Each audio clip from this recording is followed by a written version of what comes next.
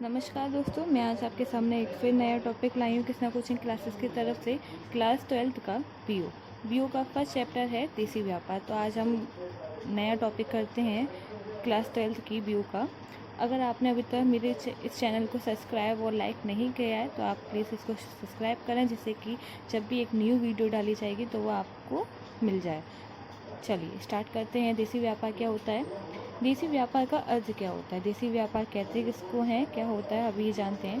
देसी व्यापार वह व्यापार होता है जो किसी देश में रहकर ही देश की सीमाओं के अंतर्गत जो व्यापार किया जाता है उसको हम देसी व्यापार कहते हैं। जैसे कि देसी व्यापार से आशय किसी भी देश की सीमाओं के अंदर होने वाले व्यापार से होता है। मतलब किसी भी देश की सीमाओं के अंदर जो व्यापार किया जाता है, मतलब क्रेता और विक्रेता एक ही देश के निवासी होते हैं और आपस में ही व्यापार करते हैं, तो उसको हम देसी व्यापार कहते हैं।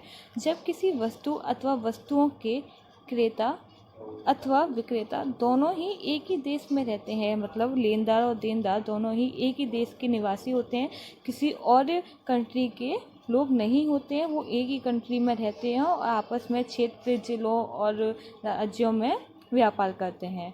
तो ऐसे व्यापार को, तो उनके बीच होने वाला व्यापार देसी व्यापार कहलाता है। तो उनके बीच में जो व्यापार किया जाता है उसको हम देसी व्यापार कहते हैं। अब देसी व्यापार के प्रकार क्या क्या होते हैं? पहला होता है व्यापार के संबंधों के आधार पर, दूसरा होता है व्यापार की मात्रा के आधार पर, और तीसरा होता है व्यापार के क्षेत्र के आधार पर। अब व्यापार के संबंधों के आधार पर दो प्रकार के व्यापार होते हैं। पहला होता है प्रत्यक्ष व्यापार और दूसरा होता है अप्रत्यक्ष व्यापार।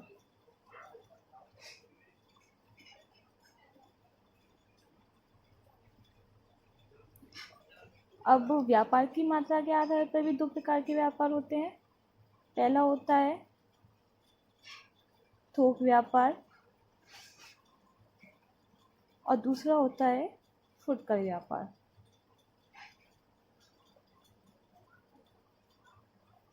अब व्यापार के क्षेत्र के आधार पर तीन प्रकार के व्यापार होते हैं।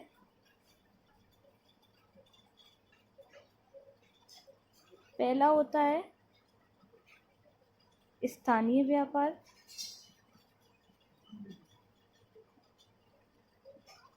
दूसरा होता है राज्य व्यापार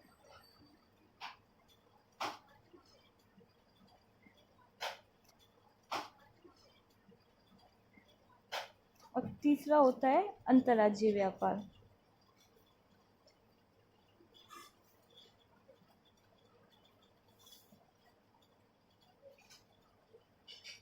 अंतर्राज्यीय व्यापार।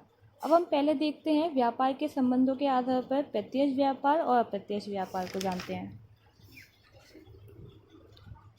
प्रत्यक्ष व्यापार। प्रत्यक्ष व्यापार से आशय ऐसे व्यापार से है जिसमें माल उत्पादक से थोक व्यापारी को बेचा जाता है और जब माल सीधे उपभोक्ताओं को बेचा जाता है उसको प्रत्यक्ष व्यापार कहते हैं। प्रत्यक्ष व्यापार से आशय ऐसे व्यापार से है जिसमें माल उत्पादक से थोक व्यापारी को बेचा जाता है और वहाँ से सीधे उपभोक्ता को माल बेचा जाता है। तो ऐसे व्यापार क्या कहलाते हैं? प्रत्यक्ष व्यापार कहलाते हैं। दूसरा है अप्रत्यक्ष व्यापार। अप्रत्यक्ष व्यापार में उत्पादक उपभोक्ता तक माल पहुँचाने के लिए तीन चीज़ों की सहायता लेता है। पहला होता है थोक व्यापारी की सहायता लेना, फिर होता है फुटकर व्यापारी की सहायता लेना और फिर होता है एजेंटों के माध्यम से माल को पहुंचाना। तो प्रत्यक्ष व्यापार क्या करता है कि प्रत्यक्ष व्यापार तीन चीज़ों की सहायता लेता है, जिसका पहला होता है थोक व्यापार की सहायता से, दूसरा होता है फुटकर व्यापार की सहायता से और तीसरा होता है एजेंटों के माध्यम से। ठीक है, अब हम जानते हैं व्यापार की मात्रा के आधार पर कौन कौन से होते हैं। एक तो होता है थोक व्यापार और एक होता है फुटकर व्यापारी। थोक व्यापारी क्या होता है? जिसमें व्यापारी उत्पादकों एवं निर्माताओं से ज़्यादा मात्रा में माल खरीदकर विभिन्न फुटकर व्यापारियों को थोड़ी मात्राओं में विक्रय करता है। मतलब क्या करता है कि ज़्यादा क्वांटिटी में माल खरीदता है और फिर उस माल को धीमे धीमे फुटकर व्यापारियों को बेचता है। तो ऐसे व्यापार क्या कहलाते हैं? थोक व्यापार। अगला है फुटकर व्यापारी। क्या होता है?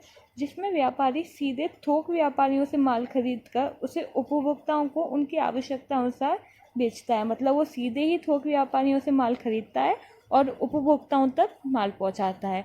तो अभी हमने क्या जाना कि